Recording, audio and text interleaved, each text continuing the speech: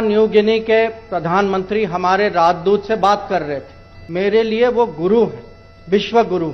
मैं विदेश नीति कर रहा हूं, आज तक मैंने ऐसा दृश्य कभी नहीं देखा। Prime Minister Modi is certainly one of the most visible leaders that India has had in my lifetime. Hindustan तो बहुत अच्छा काम कर रहा है। जब आपके हालात इस तरह बन जाते हैं तो somebody has to intervene। ये सब हो क्या रहा है? क्या यही है जिसे हम अल्फाज में क्या कहते हैं, मकाफाते अमल? जाओ सबको ले जाओ, मुझे पाकिस्तान को क्या करना है, मुझे अपने पीओके को लेना है वापस। उसके लिए हम दम रखते हैं, हम ले लेंगे, वो देखते जाओ कैसे। अब कश्मीरी अवाम के माइंड से चेंज हो चुके हैं, कश्मीरी अवाम समझ चुकी है हमारी अवाम को वहां पे जुल्म है और हम लाएंगे उसको।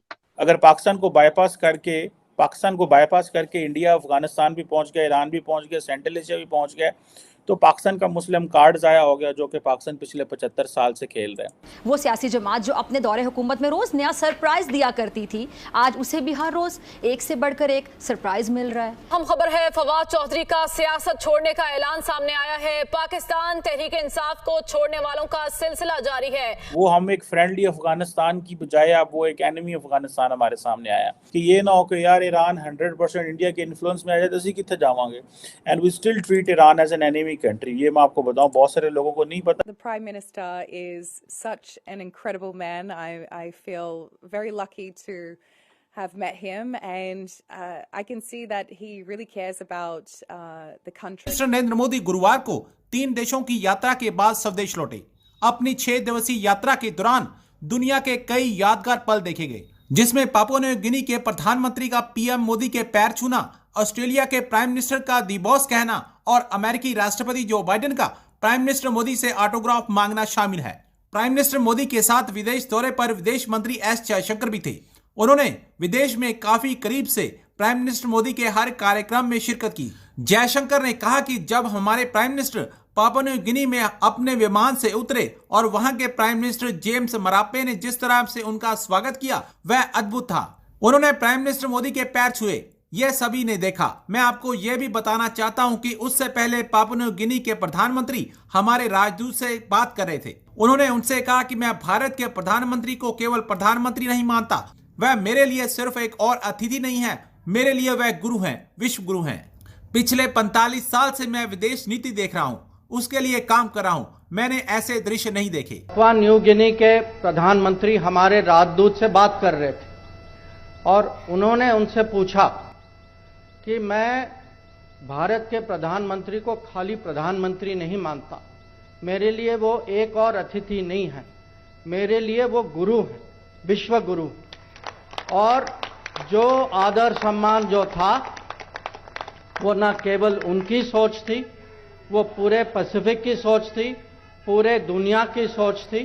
तो आप ही देखिए, मैं ये कह सकता हूं पिछले 45 साल में मैं विदेश नीति कर रहा हूं, आज तक मैंने ऐसा दृश्य कभी नहीं देखा।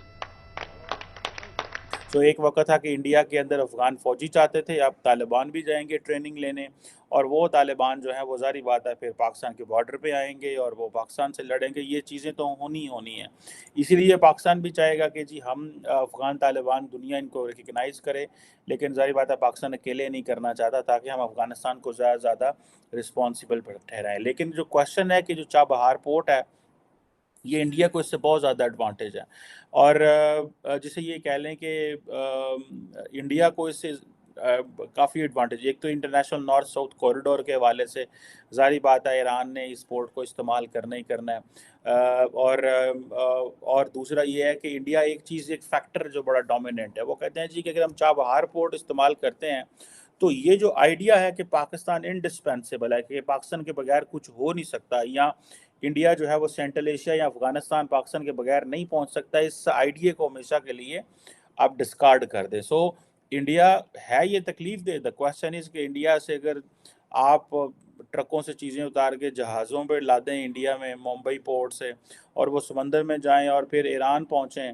और ईरान चाबहार पे फिर उन्हें जहाज़ से उतार के ट्रकों पे लगाएं और फिर वो आगे जाए, तो एक ये चीज़, और एक सीधा इंडिया से पाकिस्तान से क्रॉस करके और सीधा अगर आपने उसको हेरात भेजना है, हेलमंद भेजना है, काबुल भेजना है, आप कहीं भी उसको भेज सकते हैं अफगानिस्तान के अंदर। सब सारी बात है, इसमें तकलीफ तो ज़रूर है। फिर सारी बात है, इंश्योरेंस के मसाइल हैं, इंटरनेशनल सीज आ जाते हैं, बड़ा इंटरनेशनल वाटर्स में से गुजरना है, सो बहुत सारी चीज़ें हैं। सो क्वेश्चन ये है कि जो चाबहार पोर्ट है वो इंडिया के लिए इंतहाई इंपॉर्टेंट है. So initially they want to use it for humanitarian purpose. Other than that, for improving strategic ties with Iran, other than that, having an influence on Afghanistan, giving life to their international north-south corridor that starts from St. Petersburg और central Asia से, और वो सारा इधर से होता जब नीचे आता है. सो उनको पता है कि हमने क्या करना है और किस तरह चीज़ें जो हैं वो हमने उसको आगे लेके जाना. अब इंडिया जो है वो सिर्फ ये कहता है जी हम तो इसको सिर्फ we are not about just strategic Chabahar port जो हमें चाहिए या अफगानिस्तान चाहिए. We have good friendly historical and civilizational connections with the Afghans, with Iranians, with the Central Asian countries.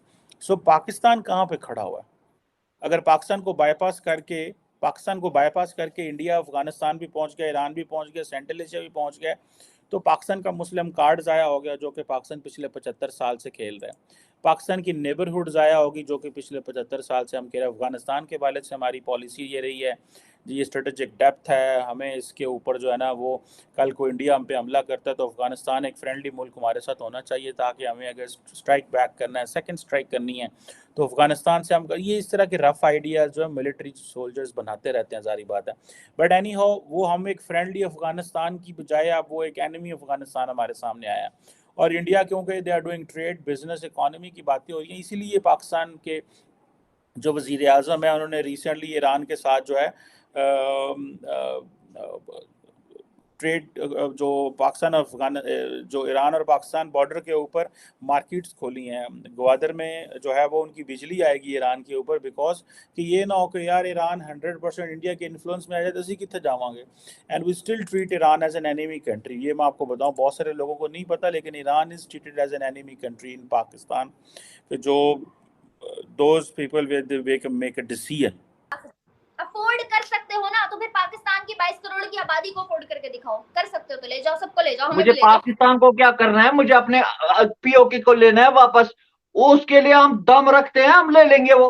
देखते जाओ कैसे लेंगे. 75 साल में तो ना दम रखा, अब दम रखते दम. अब कश्मीरी अवाम के माइंडसेट चेंज हो चुके हैं. कश्मीरी अवाम समझ चुकी है हमारी अवाम को वहां पे जुल्म है और हम लाएंगे उसको. कश्मीर का कोई मसला ही नहीं, जो मसला है वो पीओके का मसला है. पॉजिटिविटी स्प्रेड करने के लिए रोज इतना खौर होते हैं, काम कर रहे हैं इसके लिए, लोगों से बात करते हैं, डिफरेंट इंटरव्यूज करते हैं, वहां बहुत अच्छी बात है. पहुंचाते हैं. जब तक आप आवाज नहीं उठाओगे तब तक कुछ नहीं होगा. आवाज उठाते हैं. बट एज यूजुअल एक चीज मैं भी रेस्पेक्ट से गुजारिश से बोलता हूँ कि एक चीज पे और आवाज उठाइए इंटरनेट पे. बात ही नहीं करना चाहती. एक दफा जिसने मेरी बात सुनी हो अपना ही बोले. मैं तो बोल रहा हूँ कि गुजारिश करता हूँ कि इंटरनेट के लिए भी आवाज उठा दो.